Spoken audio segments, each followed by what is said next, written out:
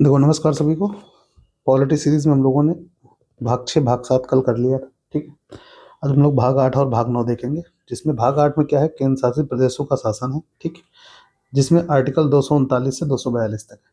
ठीक है, तो 239 का जो फर्स्ट कहता है, केंद्र शासित प्रदेशों का प्रशासन राष्ट्रपति द्वारा होगा। ठीक, राष्ट्रपति यह जिम्मेदारी किसी प्रशासक को नियुक्त करके दे सकता है। ठीक, इसमें ये जरूरी नहीं है कि राष्ट्रपति ही करेगा, कोई प्रशासक को नियुक्त कर सकता है और वो उस राज्य की देखभाल करेगा। ठीक है, 239 के 2 में है कि यूटी का प्रशासन राष्ट्रपति किसी नजदीकी राज्य के राज्यपाल को भी दे सकता है। वहां प्रशासक और राष्ट्रपति खुद कर रहा था।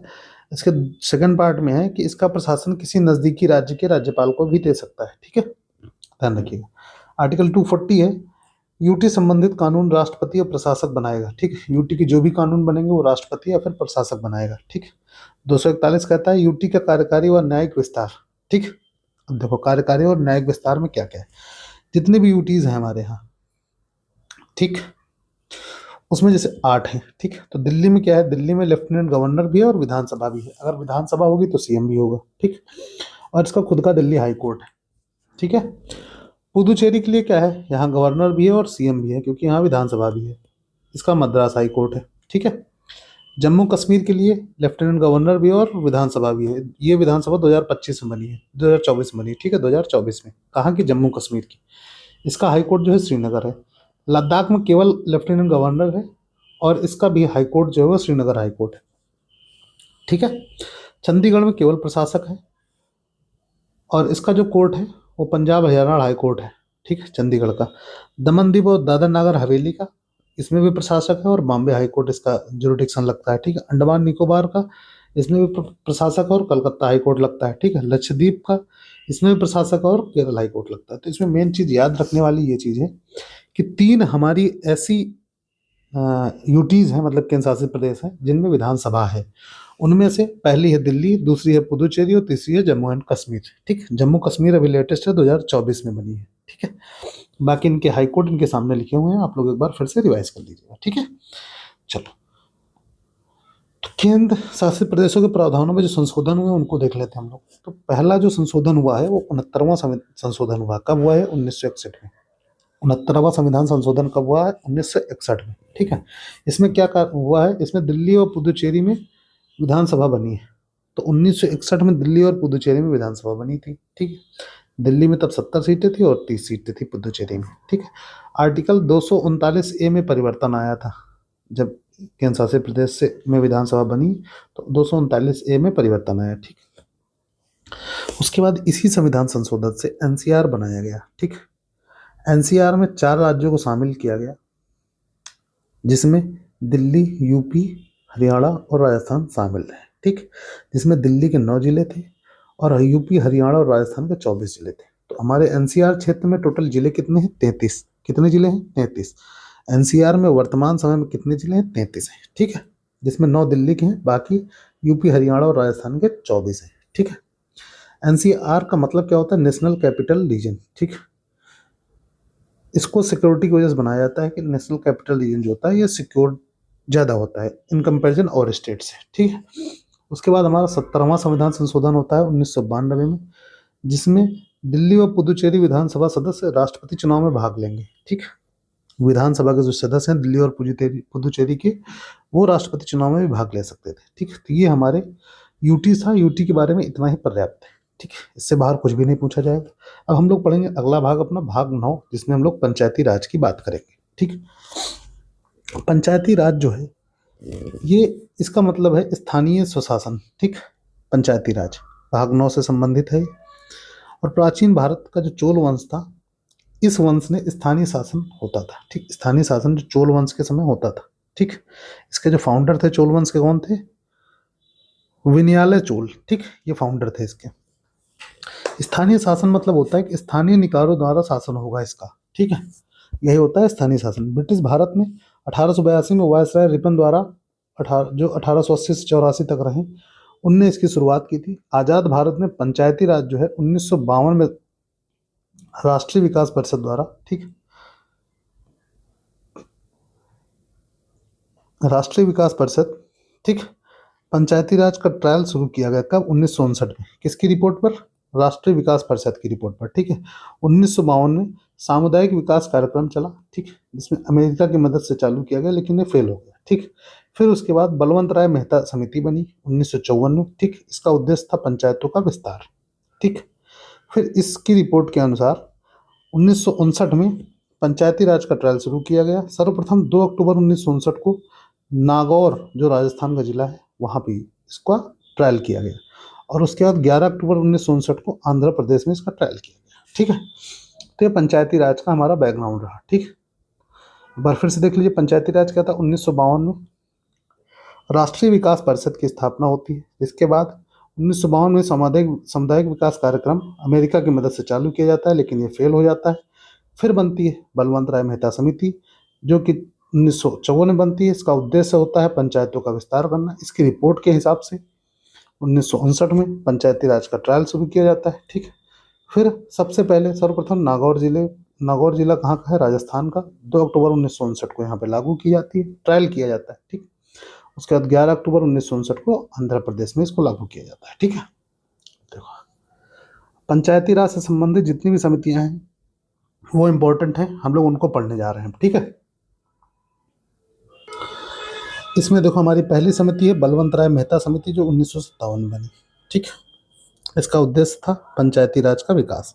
इसकी रिपोर्ट थी त्रिस्तरीय पंचायती राज ढांचा बताया गया, ठीक है, जिसमें जिला स्तर, ब्लॉक स्तर और ग्राम पंचायत, 3 को बताया गया, जिसमें जिला पंचायत प्रमुख होगा, इसमें ब्लॉक परिषद प्रमुख होगा, इसमें ग्राम प्रधान होगा, ठीक। ये बलवंत राय मेहता समिति ने बताया कि जिला पंचायत होगी, 3 स्तरीय होंगी, ब्लॉक परिषद होगा और ग्राम पंचायत होगा, ठीक। उसके बाद दूसरी है अशोक मेहता समिति, 1970 में बनी। इनके द्वारा बताया गया कि पंचायती राज का विकास इसका भी उद्देश्य था। इनने रिपोर्ट दिया कि द्विस्तरीय ढांचा ही ठीक है, जिसमें मंडल और जिला स्तर होगा, ठीक। उसके बाद अगली जो समिति रही GVK समिति, ठीक। GVK राव समिति 1985 में बनी। इसका भी पंचायती राज विकास उद्देश्य रहा। रिपोर्ट इसने 4 स्तरीय दी, ठीक। 4 स्तरीय में मंडल, जिला, ब्लॉक, ग्राम, ठीक। इसका प्रयोग केवल पश्चिम बंगाल में किया गया, ठीक। 2 स्तरीय जो है उत्तर पूर्वी क्षेत्र में, जैसे असम ने। अनुसूची 6 में जिला पंचायत बनाने का प्रावधान है, ठीक। चलो, ADC कहा गया। क्या कहा गया? ADC, अनुसूचित जिला पंचायत बनाने का जो प्रावधान है उसको ADC कहा गया। ऑटोनॉमिक डिस्ट्रिक्ट काउंसिल, ठीक। स्वतंत्र जिला परिषद, ADC का मतलब ये है। नागालैंड, मेघालय, मिजोरम में पंचायती राज नहीं है। इन तीनों राज्यों में अभी भी पंचायती राज नहीं है, ठीक है। चौथी समिति जो हमारी रही LV सिंघवी समिति, 1986 में रही। इसको संजय गांधी ने इसको बनाया था। इसका उद्देश्य था पंचायती राज को संवैधानिक दर्जा देना, लेकिन ये असफल रही। इसके कारण रूपरेखा तैयार नहीं कर पाई है, ठीक। LV सिंघवी समिति जो रही है संजय गांधी ने बनाई थी। इसका उद्देश्य था पंचायती राज को संवैधानिक दर्जा दिलाना, लेकिन ये असफल रही। क्यों? क्योंकि इसने रूपरेखा तैयार नहीं कर पाई, ठीक है। फिर उसके बाद बनती है 5वीं समिति PK थुंगन समिति, 1988 में, ठीक। इसको भी संजय गांधी ने बनाया। इसका भी उद्देश्य रहा पंचायती राज का संवैधानिक दर्जा दिलाना, लेकिन ये सफल रही, ठीक। फिर उसके बाद 73वां संविधान संशोधन 1992 में होता है, ठीक। इसका विषय था ग्राम पंचायत का संवैधानिकरण करना, ठीक, संवैधानिकीकरण करना। लागू हुआ है 24 अप्रैल 1993 से। पंचायती राज दिवस मनाया जाता है 24 अप्रैल को, ठीक है। इससे अनुसूची 11 में 29 विषय जोड़ी गए, जिसमें भाग 9 में आर्टिकल 243A से O जोड़े गए हैं, ठीक है। ये 73वें संविधान संशोधन से ग्राम पंचायत का संवैधानिकीकरण किया गया, ठीक है। और 74वां संविधान संशोधन 1992 में जो हुआ, जो 93 में लागू हुआ, इसका विषय था नगर पंचायत का संवैधानिक दर्जा दिलाना, ठीक है। इसको अनुसूची 12 में जोड़ा गया, जिसमें 18 विषय जोड़े गए, ठीक। इसमें भाग 9A आर्टिकल 243P से लेके ZG तक जोड़े गए, ठीक। तो ये हमारे पंचायती राज में संशोधन और उससे पहले उनकी समितियां रही, ठीक। इसको मैंने आपको अच्छे समझा दिया कौन सी समिति किसने क्या बताया, ठीक है। तो इसमें मेन चीज ये है कि सबने त्रिस्तरीय बताया, ठीक, लेकिन अशोक मेहता ने 2 स्तरीय बताया, ठीक। और GVK समिति ने ये 4 स्तरीय बताया था, ठीक। तो ये ध्यान रखने वाली बातें, ठीक। उसके बाद संजय गांधी ने इसको संवैधानिकरण के लिए LV सिंघवी समिति बनाई, जो फेल हो गई। फिर PK गुंथन समिति 1988 में बनी, जो कि इसको संवैधानिकरण करने में सफल रही, ठीक। फिर 92 में इसका संविधान संशोधन से जोड़ा गया, ठीक। अनुसूची 11 में ग्राम पंचायतें जोड़ी गई, जिसमें 29 विषय थे, ठीक, आर्टिकल 243 ए से ओ तक। ठीक, उसके बाद 74वें संविधान संशोधन में नगर पंचायत को संवैधानिक दर्जा मिला, जिसमें अनुसूची 12 जोड़ी गई और 18 विषय जोड़े गए। ठीक है, इसमें भाग 9A में आर्टिकल 243 P से ZG तक जोड़े गए। ठीक है, अब देखो पंचायती राज ग्राम स्तर पे होता है पंचायती राज में। ठीक, भाग 9 के आर्टिकल 243A से ओ तक 73वां संविधान संशोधन 1993 से जोड़ा गया था। ठीक, देखो हम आर्टिकल देख लेते क्या है। आर्टिकल 343A कहता है राज्य में पंचायती राज का होना। ठीक, पंचायती राज्य किसी भी राज्य में होगा। 243B कहता है राज्य पंचायती राज प्रावधान विधानमंडल के अधीन होगा। ठीक, किसके अधीन होगा ये विधानमंडल के अधीन होगा। ठीक है, सी में है पंचायती राज की संरचना। ठीक, जिला पंचायत, ब्लॉक परिषद और ग्राम पंचायत। ठीक है, डी है पंचायतों में आरक्षण, महिला को 33% जो कि 73वें संविधान संशोधन द्वारा आरक्षण दिया गया था। ठीक, और SC ST को भी आरक्षण दिया गया। ठीक है, ई में कहा गया पंचायतों का कार्यकाल 5 वर्ष होगा। ठीक, कार्यकाल पूर्ण होने के 6 माह पूर्व चुनाव कराए जा सकते हैं। ठीक, री इलेक्शन उपचुनाव होंगे। पद से हटाने की प्रक्रिया 2/3 सदस्यों द्वारा प्रधान के खिलाफ विधेयक पारित करके। ठीक, 2/3 से मतलब विशेष बहुमत, क्या से विशेष बहुमत से। ठीक, विशेष बहुमत से पारित करके प्रधान के खिलाफ उसको हटाया जा सकता है। ठीक, एफ कहता है पंचायत प्रमुखों की योग्यताएं, जिसमें आयु मिनिमम 21 वर्ष होनी चाहिए, मतदाता सूची में नाम होना चाहिए, विधानसभा सदस्य बनने की क्षमता होनी चाहिए। ठीक है, 243 का जी है पंचायतों के दायित्वों व शक्तियों का उल्लेख। ठीक, अनुसूची 11 में उल्लेखित है 29 विषय। ठीक, यही आई में राज्य वित्त आयोग है, जिसका कार्य है कर विभाजन। सदस्य इसमें 4+1 होते हैं, एक प्रमुख होता है, गवर्नर द्वारा नियुक्त किए जाते हैं। ठीक, के में कहा गया है राज्य चुनाव आयोग, पंचायत चुनाव कराना, जिसका कार्य होता है नियुक्ति कौन करता है, राज्यपाल करता है। अब अगला देखिए, हम लोग पढ़ेंगे भाग 9 का ए, जिसमें नगर पालिकाएं जोड़ी गई 243P से ZG तक। ठीक है,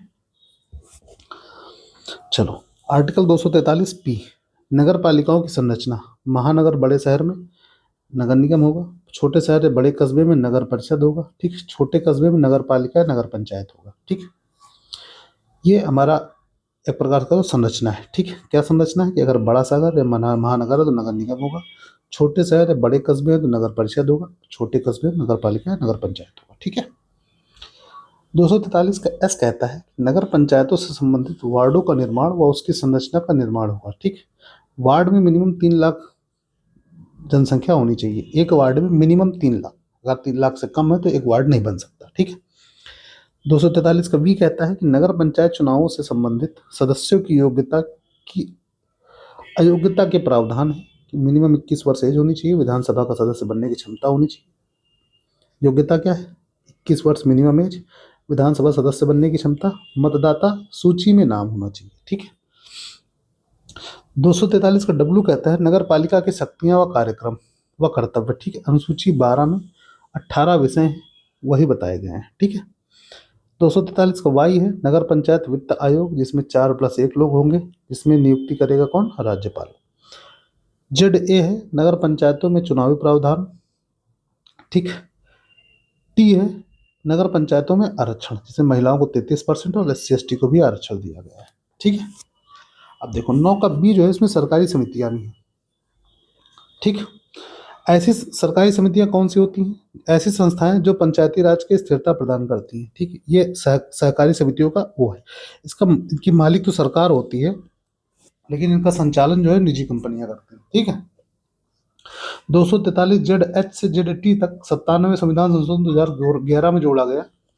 संविधान का भाग 9B भी जोड़ा गया था, जिसमें आर्टिकल 19(1)C जिसमें फंडामेंटल राइट्स और आर्टिकल 43B जिसमें DPSP ये जोड़े गए थे। ठीक है, तो अगले पार्ट में हम लोग SC ST प्रशासन पढ़ते हैं, इसको देख लेते हैं, छोटा सा भाग है। ठीक है, चलिए भाग 10 है अनुसूचित क्षेत्र प्रशासन, इसमें आर्टिकल 244 है केवल। ठीक, 244 की 1 में कहा गया है अनुसूचित क्षेत्र के प्रशासक की जिम्मेदारी राष्ट्रपति की होगी। ठीक, प्रशासन की जिम्मेदारी किसकी होगी, राष्ट्रपति। स्वयं नगर के प्रशासक को भी नियुक्त किया जा सकता है। ठीक, यह अनुसूची 5 से संबंधित है, उसमें SC ST के प्रशासन की बात की गई है। ठीक, 244 2 कहता है असम, त्रिपुरा, मेघालय और मिजोरम इसका प्रशासन भी राष्ट्रपति या राष्ट्रपति के प्रशासक द्वारा होगी। अनुसूची 6 में इसको बताया गया है। ठीक है, 5 और 6 अनुसूची इससे संबंधित है। भाग 10 हमारा यहाँ खत्म होता है। अगली क्लास में हम लोग भाग 11-12 पढ़ेंगे। ठीक है, तो चलिए पीडीएफ टेलीग्राम चैनल पे पड़ा हुआ है, आप लोग डाउनलोड करके रिवाइज करिएगा। मिलते हैं अगले वीडियो में, तब तक के बाय बाय, टेक केयर।